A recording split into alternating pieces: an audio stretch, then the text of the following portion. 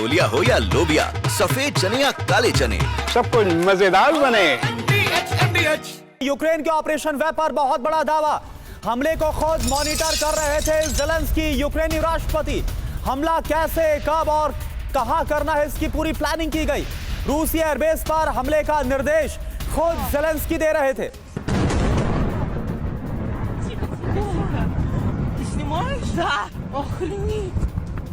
Ой, жарко сюда.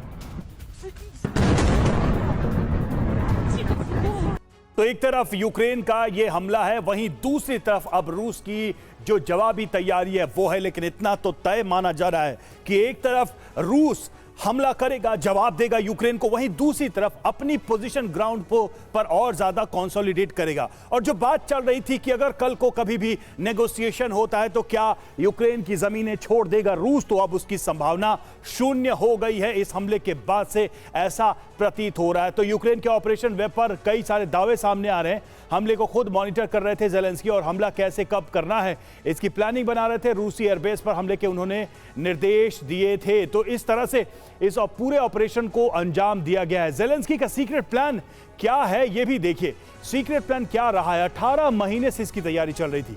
खुफिया इनपुट जुटाया गया और हमले के टारगेट भी फिक्स किए गए। ज़ेलेंस्की की निगरानी में यह सब कुछ किया गया। हमले के निर्देश दिए गए।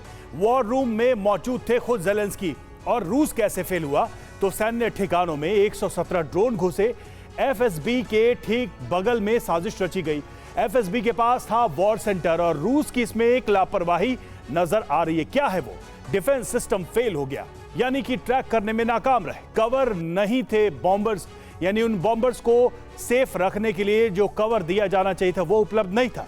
फाइटर जेट खुले में रखे हुए थे जिससे उनको आसानी से टारगेट कर लिया गया यूक्रेन के द्वारा। और ऑपरेशन वेब से रूस में जो दहन हुआ है वो कैसे हुआ है, इस पर भी कुछ जानकारी आपको दे दे। कंटेनर्स में ड्रोन छिपाकर रखे गए थे। ट्रक से रूसी सीमा में इन ड्रोन्स को एंटर कराया गया।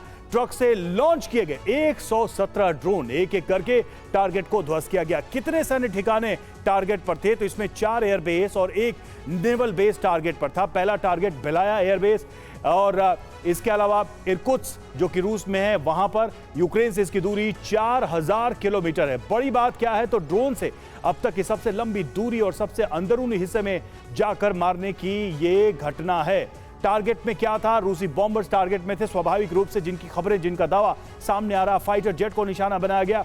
एयरबेस, रनवे भी टारगेट पे थे, जिसको रूस ने भी कंफर्म किया है। डिफेंस सिस्टम जो है वो टारगेट पर था और रडार प्रणाली भी टारगेट पर था। तो इस तरीके से बड़ी योजना थी मनीष। लेकिन एक बात तो माननी पड़ेगी कि बातचीत हुई, दबाव बनाया गया ज़ेलेंस्की पर। व्हाइट हाउस से लेकर ट्रंप, व्हाइट हाउस से लेकर पुतिन का भी काफी दबाव रहा और इस बीच ज़ेलेंस्की इस बड़ी योजना पर काम करते रहे और उसको सफलतापूर्वक अंजाम दिया गया। इस पूरी स्ट्रैटेजी को कैसे देखा जाए, अगर आप युद्ध में हैं, अगर आप जंग में हैं और अपने दुश्मन को एक बड़ी चोट पहुंचानी है, तो उस लिहाज से देखिए, इसमें कोई दो राय नहीं है कि रूस की तरफ से बहुत सारी लापरवाही हुई। ठीक उसी तरीके से जैसे कुर्स्क में अचानक 60,000 यूक्रेनी सैनिक घुस गए थे और फिर 7-8 महीने लग गए थे रूस को अपने ही टेरिटरी को दोबारा से रीगेन करने के लिए, उसी तरीके से अलग अलग एयरबेस के पास जब पहुंच जाते हैं, क्योंकि एयरबेस है वो सेंसिटिव जोन है, वहां कोई अनजान ट्रक पहुंचता है, उससे जो है सो ड्रोन लॉन्च करता है और फिर वो एक के बाद एक बॉम्बर्स को निशाना बना देता है। ये होना नहीं चाहिए था, लेकिन ये हुआ।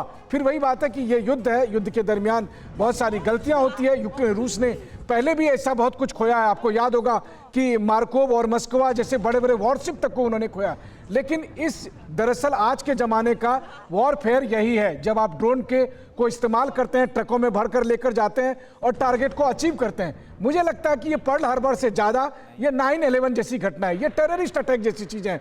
आप लोकल सपोर्ट हासिल करते हैं, उनकी मदद से वहाँ पर जाकर जिस तरह टेररिस्ट अटैक करते हैं उस तरह का अटैक करते हैं। लेकिन अब यही नए ज़माने का युद्ध है, जो मिलिट्री लड़ा करती है, जो इंटेलिजेंस एजेंसी लड़ा करती है। और यूक्रेन की इंटेलिजेंस एजेंसी इस मामले में काफ़ी काबिल है। हमें नहीं भूलना चाहिए कि मॉस्को तक भी उन्होंने बहुत हाई वैल्यू। बिल्कुल मनीष, और एक बार फिर से इसकी जो काबिलियत है वो दिखा दी और ज़ेलेंस्की ने इस पर खुशी भी जाहिर किया। अब छोलिया हो या लोबिया, सफेद चने या काले चने, सब कुछ मजेदार बने।